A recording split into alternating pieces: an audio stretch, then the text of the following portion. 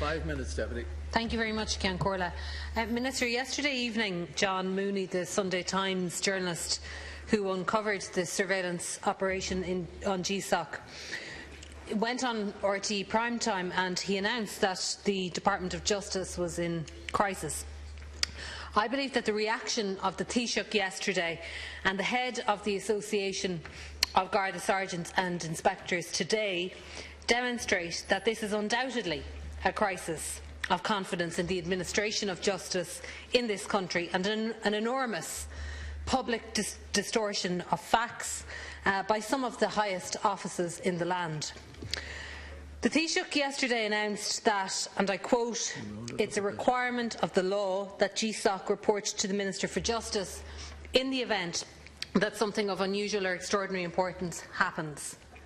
This interpretation of the law is inexcusably wrong, and the Taoiseach's statement represents an astonishing attack on the independence of the Office of the Garda Ombudsman.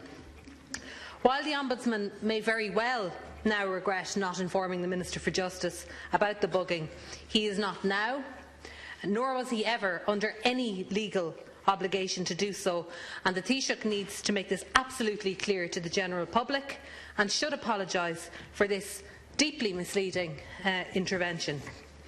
As others have pointed out, Section 85 of the Garda Síochána Act 2005 very clearly states that the Ombudsman Commission may, and not shall, make reports to the Minister in certain exceptional circumstances. May. In a further outrageous attack on the Ombudsman's office, the head of the Association of Garda Sergeants and Inspectors has called for the Garda Síochána Ombudsman Commission Chairman Simon O'Brien to consider his position.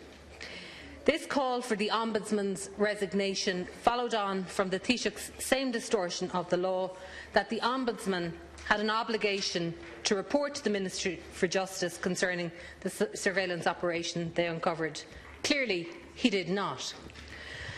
The head of the Association of Garda Sergeants and Inspectors also accused the Ombudsman of disrespecting Irish laws by not reporting the suspected crime to An Garda Síochána.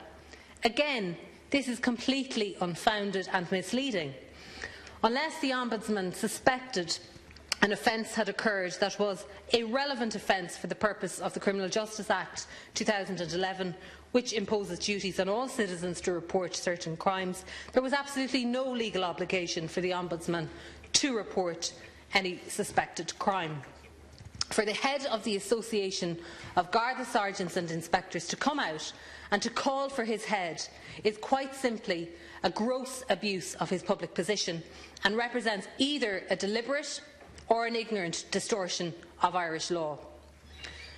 The Ombudsman may very well have to account for his statements tomorrow in the Oireachtas Committee hearing, particularly in light of the direct accusation on RTE Primetime yesterday by John Mooney that he didn't believe the Ombudsman's statement concerning the sequence of events that prompted the particular security sweep in question in the first place.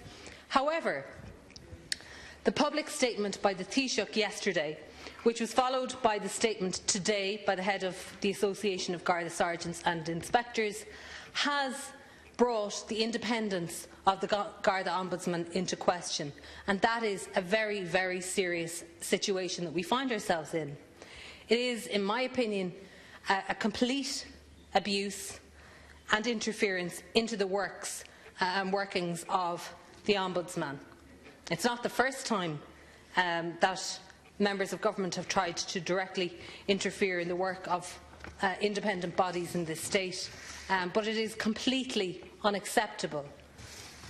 The flagrant public attacks on the independent institutions of democracy in this state represent, I would describe, an abuse of a power like no other witnessed in recent times. So I'm calling on you, Minister, to ensure that these attacks come to an end, that the confidence of the entire government is clearly articulated, and indeed the confidence of An Garda Síochána is clearly articulated in the independence of the Ombudsman, so that the reputation and public confidence in our Ombudsman can be restored. That's what's required, and Minister, I hope that you will ensure it happens. Thank you. Thank you, Deputy. I now call on Deputy